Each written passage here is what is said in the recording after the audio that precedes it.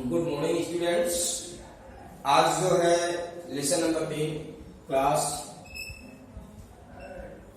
Class 9th UP. Lesson number है अध्याय number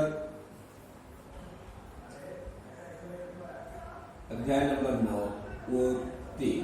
ठीक है, दिया गया है परमीयकरण। क्या है? परमीयकरण।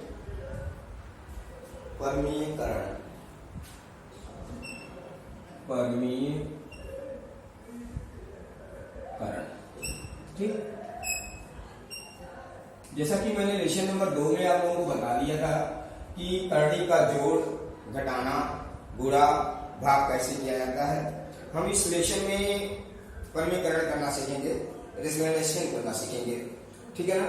तो जैसे कड़ी की कोटि, पहला तो इसमें होता है कि कड़ी की कोटि क्या होता है। ठीक है ना।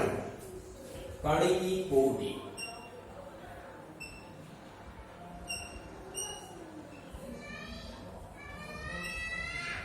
कड़ी की कोटि।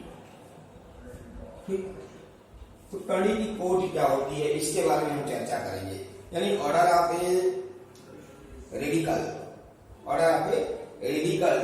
तो कड़ी का क्रम वह संख्या होती है। देखिए कड़ी का क्रम, कड़ी का क्रम वह संख्या होती है, वह संख्या होती है, वह संख्या होती है जो इसके मूल को प्रदर्शित करती है, जो इसके मूल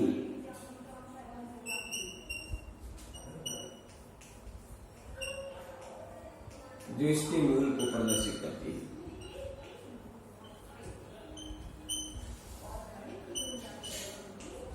मूल को प्रदर्शित करती है। इसीलिए जैसे कड़ी NA, कड़ी NA, जहां क्या है कि जो इसका कोटि है, वो कोटि क्या कहलाएगी? N। जो यहां लिखा रहेगा वही वो कोटि कहलाएगी, क्रम कहलाएगी। ठीक है ना। और इसमें n मूल को, ये जो है n मूल को प्रदर्शित करता है। ठीक है ना।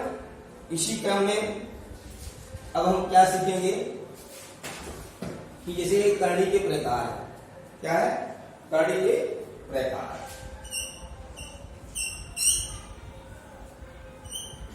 कड़ी के प्रकार,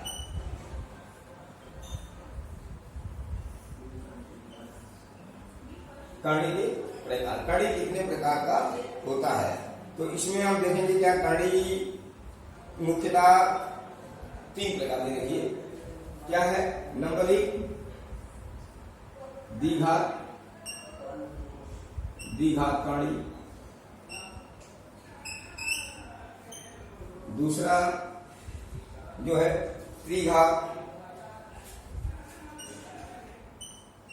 कड़ी,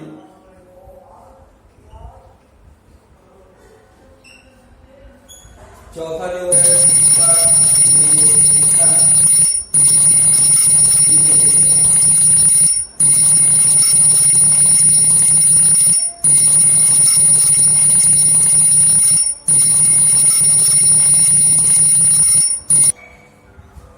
ठीक। तो हमारा तीसरा जो है वो है चतुर्थ घात कड़ी। चतुर्थ घात का मतलब क्या है कि चतुर्थ घात कड़ी।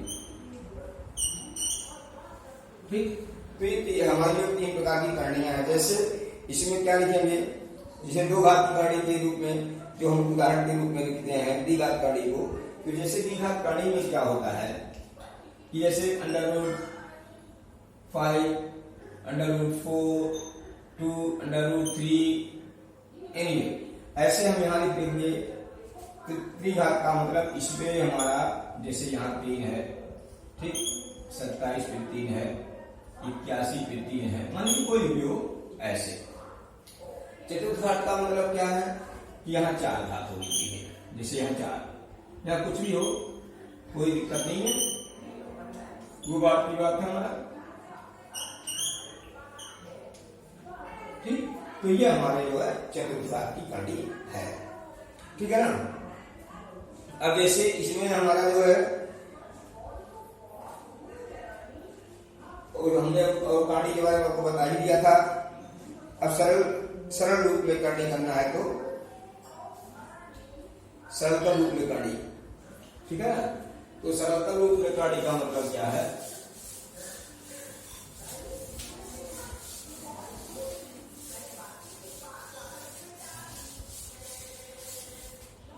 सरलता रूप में काड़ी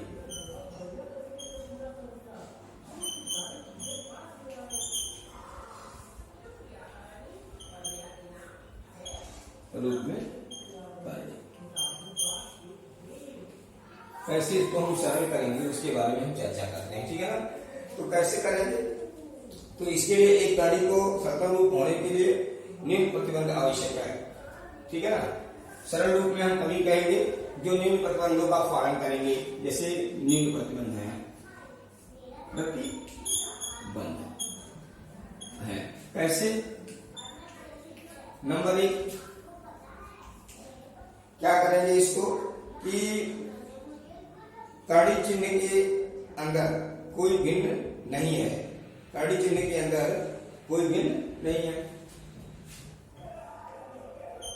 काड़ी चिन्ह के अंदर कोई भिन्न ना हो, कोई भिन्न ना हो, ठीक। तब हम कहेंगे दूसरा, काड़ी चिन्ह के अंदर परिमेय संख्या का कोई जन्मा घात का घटक ना हो, काड़ी का क्रम न्यूनतम संभव हो। इस तरह के विचारों को हम सरलता रूप में कहते हैं, ठीक है ना। तो ऐसे ही दूसरा,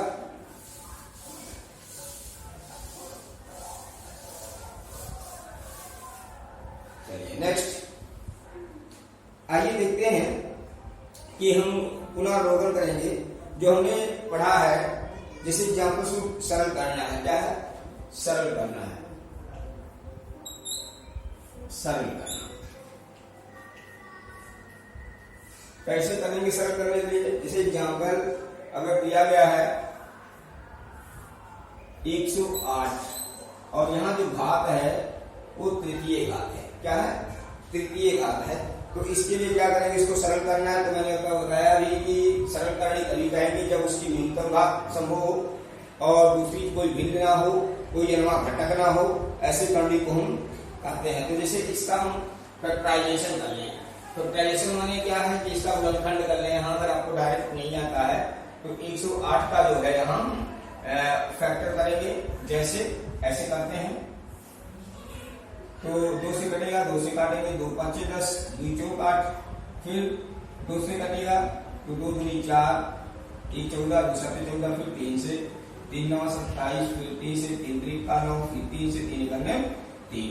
अर्थात ये क्या है कि यहाँ हम लिख सकते हैं कि अंडर रूट 3 घाते हैं तो 2 गुणे 2 गुणे 3 गुणे 3 गुणे 3, ठीक है। आप इसमें 2 प्रकार से इसको हल कर सकते हैं। आप यहाँ देखिए क्या कर सकते हैं, इसको हम ऐसे लिख सकते हैं कि अंडर रूट जो है ये हमारा 3 पे 3 घात हो गया और गुणे 2 पे क्या हो गया, 2 घात हो गया, यहाँ 3। अब हम काड़ी हटाएंगे, काड़ी हटाने के पीछे रीजन क्या होता है कि घात को हम देखिए जितनी घात है इसको ऐसे भी कर सकते हैं, या बहुत सिंपल सी भाषा डाल लीजिए कि जितनी घात हो उतने का हम पेयर अंदर से बाहर ले सकते हैं। तो यहाँ पेयर तो हो गया है, अब इसका पेयर 3, देखिए ये नहीं तो ऐसे भी कर सकते हैं 3 पे 3 की घात गुणे 1/3 और यहाँ से हो जाएगा अंडर रूट ये इस पे 2 दूनी 4, अर्थात ये क्या हो जाएगा कि 3 3 कट गया, अर्थात यहाँ से 3 अंडर रूट 3 पावर 4, ये 4। ये जो हमारा है ये सरल काड़ी के रूप में हम इसको प्रयोग कर सकते हैं, ठीक है ना। तो ऐसे ही इसको हम सरल करते हैं, इसी का परिमेयकरण इसको बोलते हैं और हम इसका परिमेयकरण करने के लिए करते रहेंगे, ठीक है ना। देखिए पहला अभ्यास नंबर 3.1 का क्वेश्चन नंबर फर्स्ट क्या कह रहे हैं कि अग्रगोत्री प्रश्न है, मान निकालना। क्या निकालना है? मान। जैसे कह रहे हैं √10 इंटू √15 का मान ज्ञात करें। का मान ज्ञात करें। जब मान ज्ञात करेंगे, अब देखिए यहां से क्या है कि सबसे पहले तो ऐसे क्वेश्चनों को हल करने के लिए हम ये देखते हैं कि किस प्रकार की करनी है। तो देखिए ये यहाँ 2 और यहाँ भी कुछ नहीं लिखा है, 2 ही माना जाएगा। अगर कुछ नहीं लिखा रहता है यहाँ तो हम उसको द्विघातीय करनी बोलते हैं, यहाँ 2 माना जाता है। ठीक है ना। अब जब समान करनी रहता है तो अंदर के जो चौरंश है उसका डायरेक्ट हम गुणा कर लेते हैं। अर्थात इसको हम क्या करेंगे कि अंडर रूट एक बार करनी लिख करके और यहाँ लिख देंगे 15×150। क्या लिख देंगे? 150। अब इसका मान निकालेंगे तो हम जैसे कि आपको बताया भी कि इसका अगर डायरेक्ट फैक्टराइजेशन नहीं आता है तो यहाँ से हम इसका फैक्टराइजेशन करेंगे, 2 से काटना स्टार्ट करेंगे तो 75 गुना क्या होता है? 150 होता है। फिर 5 से 3 से काटेंगे, 25 यहाँ 75 होता है। फिर 5 से काटेंगे, 5 25 25, फिर 5 से 25 1। अब अर्थात यहाँ से हमारा क्या हो गया कि अंडर रूट हम लिख सकते हैं 5 इंटू 3 दूनी 6, क्योंकि इसकी पेयर नहीं बनना है तो 6 कर दीजिए। अर्थात ये हमारा क्या हो जाएगा 5, क्योंकि बाहर करनी निकल जाएगी अंडर रूट 6, क्योंकि यहाँ 2 लिखा है, जितना घात यहाँ रहेगा, यहाँ जितना लिखा रहेगा उतने का हम पेयर निकालते हैं। तो पेयर निकालने के पीछे क्या है कि 5 का यूं अगर आप और सरल करना चाहते हैं तो ऐसे कर सकते हैं इसको कि 5 गुणे 2 गुणे 3। अब देखिए इसका पेयर बन रहा है, इसको बाहर निकाल लिया, बाकी का गुणा करके लिख दिया, ये इसका आंसर हो गया। ठीक है ना। इस प्रकार से ऐसे क्वेश्चन को हम हल करेंगे। ठीक है ना। तो अब दूसरा ये क्या है कि ऐसे दूसरा क्वेश्चन है। तीसरा क्वेश्चन का कारण है परिमीकरण गुणनखंड ज्ञात कीजिए। इसका परिमीकरण गुणनखंड ज्ञात करना है आपको। तो यहां से क्या हो जाएगा कि चलिए क्वेश्चन नंबर कारण है 5 का परिमीकरण गुणनखंड कीजिए और इस तरह से ऐसे ही इसका परिमीकरण हम करना चाहेंगे। ठीक है। दूसरा चीज यहाँ आता है क्वेश्चन नंबर 3। क्या आता है क्वेश्चन नंबर 3? कहते हैं परिमीकरण गुणनखंड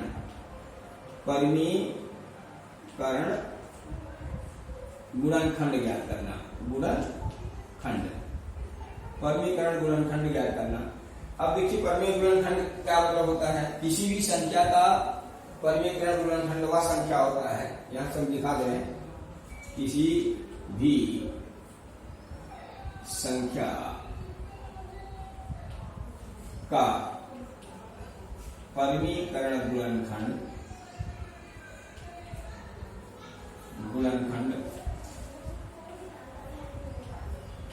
वह संख्या होती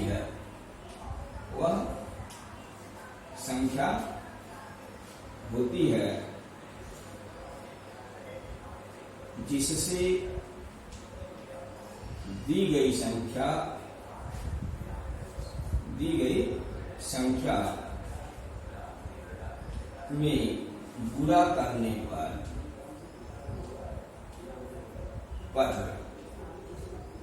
गुणनफल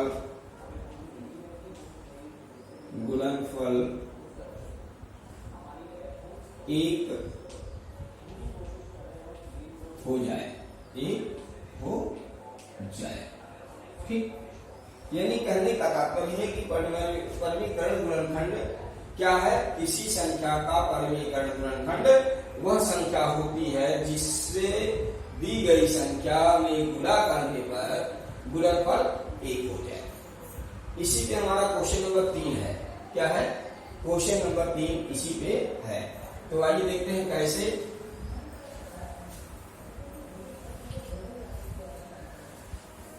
इसका मतलब है कि जैसे दिया गया है 2 + √3 का परिमीकरण गुणनखंड ठीक ज्ञात करना है। तो डायरेक्ट आप कह सकते हैं इसका, देखिए परिमीकरण का मतलब ये क्या होता है कि इसके अब यहां से अगर हम पहले इसको हल करके दिखाते हैं।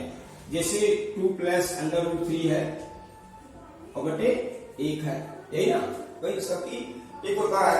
अब इसमें क्या है कि हमको इसका परिमीकरण करना है, तो परिमीकरण करने के पीछे रीजन क्या होता है, इसकी नेगेटिव टर्म से ऊपर नीचे गुणा करते हैं। जो भी जिसे हर का परिमीकरण करना है तो हर की नेगेटिव से, और अंश का करना है तो अंश के नेगेटिव से। कहने का तात्पर्य है कि इसके विपरीत पदों से, जैसे यहाँ गुणा लगाइए और इसके इसी को लिख लीजिए, यहाँ धन है इसके ऋण चिन्ह से ऊपर नीचे गुणा कर दीजिए, ठीक, ऐसे गुणा करेंगे तो इसका परिमीकरण करना चाहते हैं। लेकिन यहाँ इसका जो है खाली इसी का परिमीकरण करना है, इसी का परिमीकरण करना। हमने आपको बताया है कि गुणनफल 1 आना चाहिए। क्या आना चाहिए, गुणनफल 1 आना चाहिए। अब इसमें क्या है, इसका परिमीकरण हो जाएगा 2 minus under root 3, 2 minus under root 3। कैसे परिमीकरण इसका, अब यहां देखिए इसको हम कहते हैं 2 प्लस अंडर रूट 3 गुणे 2 प्लस अंडर रूट ये माइनस अंडर रूट 3। अब इसका जब गुणा करेंगे तो ये जाएगा 4 माइनस इसका जो काणी हट जाएगी, अर्थात 1 आएगा। क्या आएगा, 1 आएगा। तो इसका परिमीकरण गुणनखंड क्या हो जाएगा, 2 माइनस अंडर रूट 3 हो जाएगा, ठीक है ना। ऐसे अगर इसका चौथा क्वेश्चन दिया गया अंडर रूट 5 का परिमीकरण गुणनखंड, तो इसका परिमीकरण गुणनखंड हो जाएगा, परिमीकरण गुणनखंड 1 बटे अंडर रूट 5। क्यों, जब कैलकुलेशन करेंगे तो 5 under root 1 by under root 5, तो 5 कट गया का कितना बचा, 1। तो ये क्वेश्चन नंबर हमारा 4 रहा, ठीक है ना। तो इस तरह से ऐसे क्वेश्चन को हम हल करेंगे। अब आता है शॉर्ट टाइप क्वेश्चन, निम्न के मान ज्ञात करो। तो 6वां से 13वां क्वेश्चन जो है,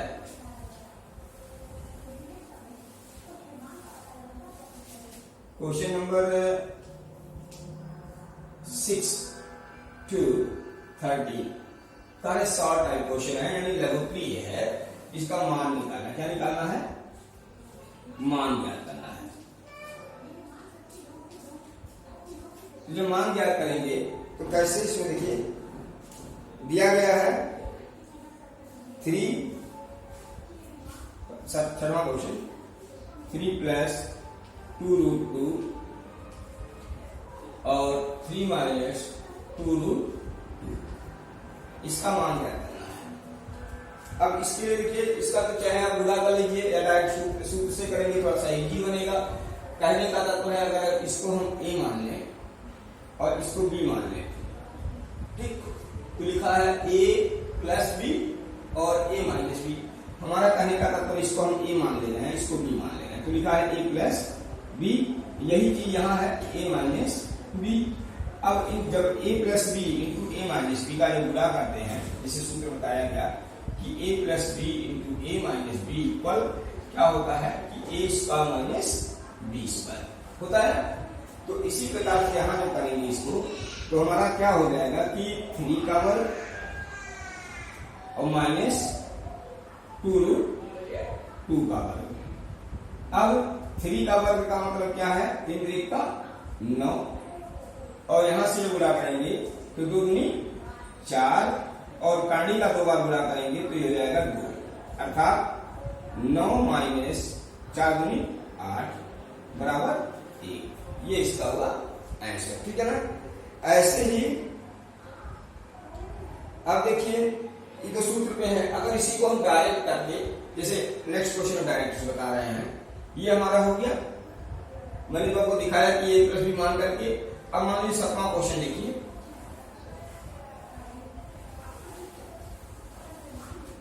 क्वेश्चन नंबर 7। ये क्या कह रहे हैं, क्वेश्चन नंबर 7 कह रहे हैं कि 5 अंडर रूट 5 माइनस 2 और under root 3 minus under root 6, ठीक। इसका मान आपको निकालना है, ठीक है ना। अब गुणा, जिसे आपको गुणा करने आता है, गुणा करना सीखिए। यहां से क्या है कि इसका गुणा करेंगे तो देखिए सेम करनी है, जब सेम करनी होता है तो अंदर का जुड़ा होता है, तो हो जाएगा करनी में 5 या 15। अब देखिए यहाँ करनी में है, ये करनी में नहीं है, तो इसको हम गुणा करने के लिए प्लस माइनस का गुणा माइनस 2√3, क्योंकि करनी में गुणा नहीं होगा। अब यहाँ देखिए फिर माइनस 5 30, यहां से माइनस प्लस 2√6, ठीक, ये हो गया, सबका उड़ा हो गया। अब यहां से क्या करेंगे,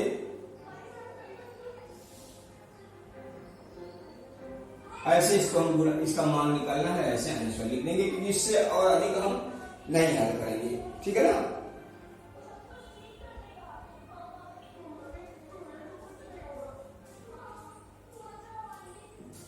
क्वेश्चन नंबर 7 है, चाहे तो इसको कर सकते हैं, इसको हल कर सकते हैं क्या कि √6 है तो √6 बच सकता है यहाँ से, अगर उसको गुणा करें 4 या 12 हो जाएगा, और 5 30, ये देखिए कहाँ पूरा गलत, 5 30, तो 6 5 30, 6 5 30 कभी नहीं फायदा होगा, बेनिफिट नहीं होगा, ठीक है ना। तो इस तरह से हम क्वेश्चन को हल करेंगे, ठीक है ना।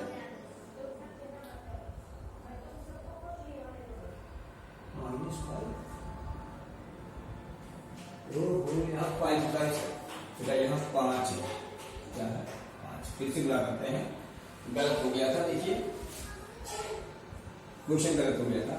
यहां से क्या है √ माइनस 15, वो 15, यहां जाएगा माइनस 2√3, यहां से क्या कि माइनस 5, यहां से माइनस माइनस प्लस 2√5, अर्थात अब क्या हो जाएगा, यहां से देखिए कि -5 माइनस 2√3 प्लस 2√5 और प्लस 50, ठीक, ये आपका होगा आंसर, ठीक है।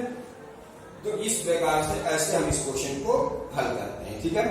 आइए अब लघुत्री जो आंसर अब लघुत्री नहीं है, लघुत्री है यानी और बाकी क्वेश्चन आप करेंगे, ठीक है ना। अब कहते हैं लघुत्री प्रश्न जो है लॉन्ग टाइम का है थोड़ा सा। क्वेश्चन नंबर जैसे मान लीजिए 14, क्वेश्चन नंबर 14 क्या कह रहे हैं कि निम्नलिखित व्यंजकों को हल करना है, मान निकालना है, ठीक है ना। देखिए क्वेश्चन नंबर 14 में कह रहे हैं क्या कि निम्नलिखित व्यंजकों का सरल करना है। अंडर ये दिया गया है 16 यानी 5 गुणे दिया गया है 2√5 2 5। अब देखिए समान घात की करनी है, समान निकालना है, हल करना है इसको। तो क्या है कि आप यहाँ काड़ी लगा देंगे, सेम करनी है 16 दूनी 32। अब इसको क्या लिख सकते हैं कि 5, इसको कर सकते हैं 2 दूनी 4 दूनी 8 दूनी 16 दूनी 32, यानी 1 2 3 4 5, अर्थात क्या हो गया 5 और 2√5 यानी 5 का वो निकल गया, बराबर क्या हो गया 2 आंसर, ठीक है। बाकी आपको सब लगाने, जो नहीं आएगा उसको आप मैसेज करके पूछेंगे, ठीक है। Okay, thank you dear.